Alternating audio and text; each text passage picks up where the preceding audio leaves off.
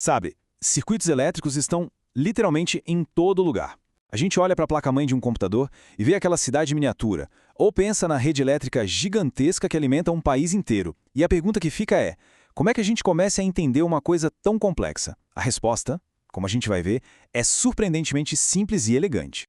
Pois é, quando a gente olha para uma imagem como essa, parece um labirinto, né? Mas por baixo dessa beleza toda, dessa complexidade, existem alguns poucos princípios, algumas regras centrais que governam absolutamente tudo. E é exatamente nelas que a gente vai mergulhar agora. E o nosso ponto de partida tem que ser a relação mais importante de toda a eletrônica, a lei de Ohm. Pensa nela como se fosse o alicerce de um prédio. É a primeira peça, a base fundamental para a gente conseguir construir qualquer análise de circuito. Essa citação aqui é fantástica porque ela toca num ponto crucial. A lei de Ohm é para sempre. Conforme os circuitos vão ficando mais e mais complexos, claro, as técnicas de análise mudam, a gente usa ferramentas mais avançadas. Mas a lei de Ohm em si, ela nunca muda. É um princípio universal que vai acompanhar a gente em toda essa jornada. Tá, para simplificar isso, vamos usar uma analogia que todo mundo entende. Água numa mangueira. A tensão é como se fosse a pressão da água, sabe? A força que empurra. A corrente é o fluxo de água em si. E a resistência? A resistência é você pisando na mangueira, criando uma oposição a esse fluxo. Simples assim. E a fórmula V igual a I vezes R é super simples, mas é poderosa. Ela mostra pra gente que a corrente aumenta junto com a tensão e, o que é muito importante, ela diminui quando a resistência aumenta. Em outras palavras, a eletricidade sempre vai preferir seguir o caminho mais fácil. Então, o ponto central é esse. Se a gente aumenta a pressão, ou seja, a tensão, mais corrente vai fluir. Agora, se a gente aumenta a oposição, a resistência, aí menos corrente consegue passar. Essa relação direta e inversa é a chave para entender o comportamento básico de qualquer circuito. Certo. Até agora a gente entendeu como um componente funciona sozinho. Mas e quando vários componentes se conectam numa rede, num circuito de verdade? Para analisar isso, a gente precisa do que eu gosto de chamar de regras de trânsito dos circuitos, as leis de Kirchhoff. Primeiro, a gente precisa definir o que é um nó. É bem simples, na verdade. É um ponto de conexão, uma junção, como se fosse um cruzamento numa rua, onde os caminhos da corrente se encontram e se dividem. Esse conceito é fundamental para a primeira lei de Kirchhoff. E o segundo conceito é a malha. Pensa nela como um caminho fechado, um circuito completo. Se a gente começa num ponto, segue todo o caminho do circuito e volta para o mesmo lugar, pronto, percorremos uma malha.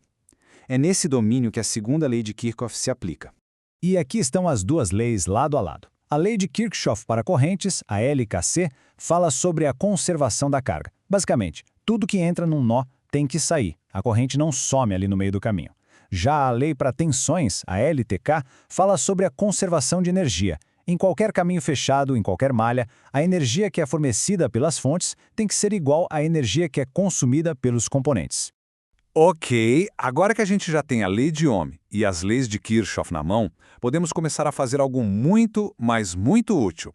Pegar circuitos que parecem super complicados e simplificar eles até virarem algo bem mais fácil de analisar. E para isso, existem duas formas básicas de conectar resistores. A primeira em série, que é basicamente um depois do outro, formando uma fila, um caminho único para a corrente. E a segunda é em paralelo, onde a corrente se divide, passa por vários caminhos ao mesmo tempo e depois se junta de novo. Para os resistores em série, a coisa é bem direta, bem intuitiva. A resistência total, que a gente chama de equivalente, é só somar o valor de todos eles. Ou seja, quanto mais resistores em série a gente coloca, maior fica a resistência total do circuito. Agora, em paralelo, a matemática é um pouquinho diferente. E aqui tem uma ideia que parece estranha no começo, mas faz todo sentido. Quando a gente adiciona mais resistores em paralelo, a gente está, na verdade, diminuindo a resistência total. Pensa bem, a gente está criando mais caminhos para a corrente passar. Se ela tem mais opções, o fluxo geral fica mais fácil, não é? Bem, agora que a gente já pegou os princípios, vamos aprender uns atalhos, uns macetes poderosos. Os divisores de tensão e de corrente não são leis novas, não. São só aplicações inteligentes de tudo que a gente já viu, mas que servem para agilizar muito a nossa análise. Imagina só essa situação. Tem lá um circuito em série com vários resistores. E a gente quer saber a tensão em cima de um deles, especificamente. Como fazer isso de forma rápida, sem ter que calcular a corrente do circuito todo primeiro? Bem, para isso existe a regra do divisor de tensão. A regra diz o seguinte: a tensão em um resistor é a fatia dele proporcional da tensão total da fonte. Ou seja, um resistor maior vai pegar uma fatia maior da tensão. É um jeito incrivelmente eficiente de calcular essas quedas de tensão sem muito trabalho. E o mesmo vale para o circuito paralelo. Como a gente descobre quanta corrente está passando por um único ramo, um único caminho, sem precisar calcular a tensão geral do circuito antes? Pois é, também existe um atalho para isso.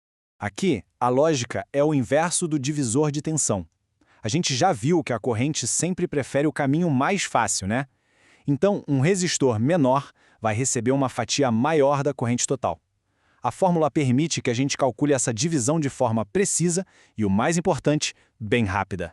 E pronto! Olha só o nosso kit de ferramentas. Com apenas esses conceitos, a gente já tem um arsenal completo e super poderoso. A lei de Ohm, as leis de Kirchhoff, saber associar resistores e usar os atalhos dos divisores, tudo isso permite analisar uma variedade enorme de circuitos resistivos. Então, a questão que fica no ar é: com essas regras, que parecem até simples, que são a base da análise de circuitos em corrente contínua, que complexidades do mundo eletrônico a gente pode agora começar a desvendar? A resposta é praticamente todas. Esse é o ponto de partida para tudo.